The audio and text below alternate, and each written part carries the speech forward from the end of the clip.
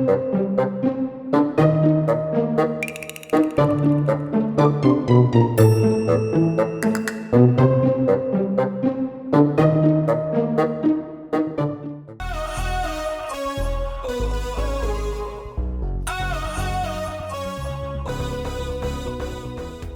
people, I'm Graham, and we're talking about individuality. Individuality is discovering who you're meant to be so you can make a difference. I know, I haven't had lunch yet and I'm already eating candy. I can make decisions like this.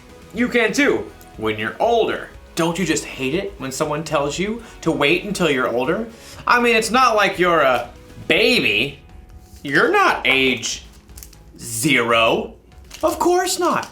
And you know what? You use your head. You're no dud. Why should you have to wait until later for what you want now? There's got to be a better way. Well, in today's story, we'll learn about a young man named Timothy and his mentor, Paul. Why shouldn't Timothy be able to make a difference even though he's young? Well, it turns out there's just no reason. I don't think that's spelled the same. See you when you get back. Boys and girls, when you have good news, do you want to keep it to yourself? Absolutely not. You want to tell everybody because you're so excited about it. Well, we have good news in Jesus, and we want to tell everybody about him. So, mom, dad, kids, let's get up. Let's praise and worship because we can't stop singing for Jesus. I can't stop singing, singing, singing about you. I can't stop shouting. What? Whoa! I can't stop, I won't deny it. Nothing's ever gonna keep me quiet. You have saved my life. I can't stop singing. Whoa, whoa, whoa. I can't stop singing. Whoa, whoa, whoa. I can't stop singing. I was lost with blinded eyes, searching for the meaning of my life. When you found me, I was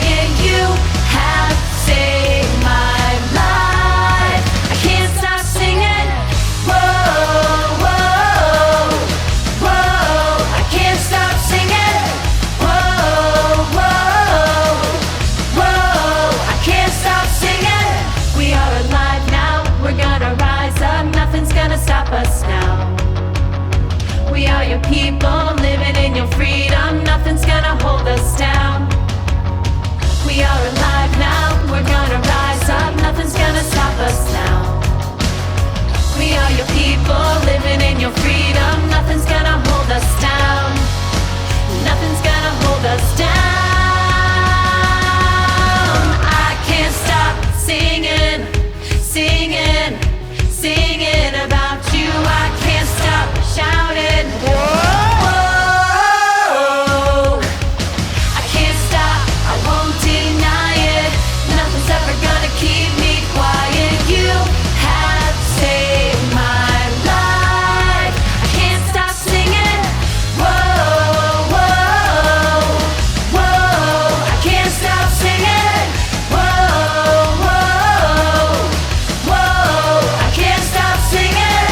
Whoa, whoa, whoa. I can't stop singing. Whoa, whoa, whoa. I can't stop singing.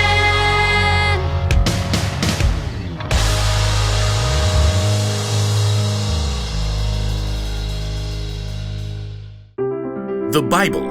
It's 66 books of history, stories, letters, and poetry that fit together to form God's one big story. The epic adventure of how He created us and loves us so much that He made a way to rescue us. As we travel through the Bible, from Genesis to Revelation, we discover people who met God and found their lives changed forever. Now, for an amazing story, inspired by the book of 1 Timothy, chapter 4, verse 12. Timothy of Lystra must have felt like he lived in two worlds. His mother, Eunice, and his grandmother, Lois, both were Jewish and believed in the one true God. Hear, O Israel, the Lord our God, the Lord is one. Hear, O Israel, the Lord our God, the Lord is one. But Timothy's father was Greek and likely not a believer. Just work hard and be a good man, son. That's what really matters. Okay, Dad. One day, two men arrived in Lystra. Timothy may have heard them speaking in the center of town. Jesus is the Christ, the Son of the living God. You can turn to Him now. One of the two men even healed a man who had never been able to walk. The crowd was amazed. The gods have come down to us in human form. Uproar engulfed the city. People even tried to offer sacrifices to the two men, Paul and Barnabas, as if they were gods. But in the middle of the chaos, a group of Jews from nearby towns where Paul and Barnabas had preached showed up and convinced everyone to attack the man with stone instead. Though the Jews dragged Paul outside the city and left him for dead, Paul got right back up. Timothy really surely heard about it. The power of this Jesus is real. Paul left for Derbe the next day and returned again to Lystra. Timothy, his mother, and grandmother all listened to Paul's teaching, and all three became believers in Jesus. Paul continued on his journey, but left behind a small, thriving new church. We must pray each day. And teach each other. Timothy, in the meeting tomorrow, you should tell the story Paul shared. The one about how Jesus raised a dead man. Oh, but I don't really like to talk in front of people. I think you shall do very well. By the time Paul had returned several years later, Timothy had become a faithful disciple of Jesus. Everyone at the church spoke well of him. Timothy knows all the Hebrew scriptures. He is kind to everyone, not just those who are Jewish. And his father is a Greek man? Oh, yes. Paul was looking for someone to help encourage new churches, someone who knew God's words, someone who could speak to people from all different backgrounds. Timothy, I'd like you to travel with me and Silas and Luke. Me? Of course you. Oh, but there are others older than me with more experience. They're bold. They're better at speaking. You're the one God has chosen for this job. Wow. Well, okay. The elders of the church laid their hands on Timothy and prayed for him. God's Spirit provided Timothy with everything he would need for the work ahead. Amen. We leave tomorrow. Over the next years, Timothy traveled with Paul all around the land to help encourage believers and start new churches. While they spent time in Ephesus, Paul gave Timothy a special mission. I want you to go to the church in Corinth. On my own? You're like a son to me. I trust you completely. The church there needs to see an example of what it means to follow Christ. And, well, you're it. Timothy went to Corinth. Over the years, Timothy became Paul's right-hand man. Paul even put him in charge of the church in Ephesus. The leaders in Ephesus are so much older than I am. Will they even listen to me? Your age doesn't matter. As Timothy settled in Ephesus, Paul wrote him letters to encourage him. Don't let anyone look down on you because you're young. Set an example for the believers in what you say and how you live. Also, set an example in how you love and in what you believe. Show the believers how to be pure. Though Timothy met Paul when he was a very young man, he was able to play an important part in helping Paul build up the early church and sharing their incredible news of Jesus. When Timothy was still a young man, the Apostle Paul wrote him a letter. In the letter, Paul wrote, "Don't let anyone look down on you because you are young. Set an example for the believers in what you say and in how you live." You know what that means?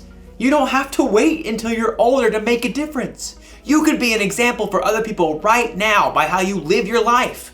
When a friend is feeling down, you can help them find joy. You can make peace when you see two people fighting, and you can tell them to stop. By spreading God's love to the people around you, you can actually point others to Jesus. He's a real lifesaver. So here's the one thing to remember today. You can make a difference right now. Whether you're a junior or as old as 100, you can choose to be an example and make a difference, no matter what. Now, to eat all this candy. Not really. I'm no dud either. I'll see you next time. Friends, we have a super special song that we sing in King's World, and we want moms and dads to experience worshiping together, even with slower songs too. So, kids, if you can grab mom and dad by the hand, we're gonna stand together and we're gonna sing a song that reminds us that we are a child of God.